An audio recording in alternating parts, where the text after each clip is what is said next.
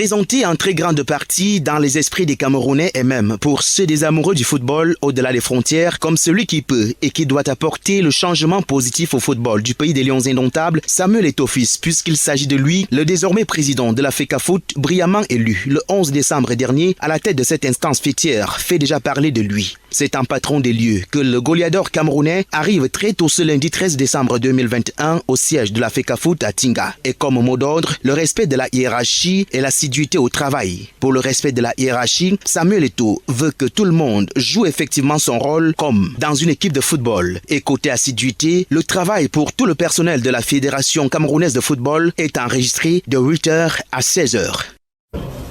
Une équipe de football, c'est d'être au service des autres.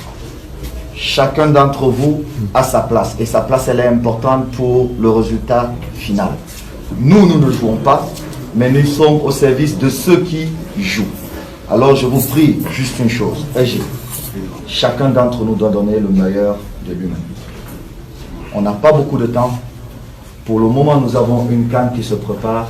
Nous devons tout faire.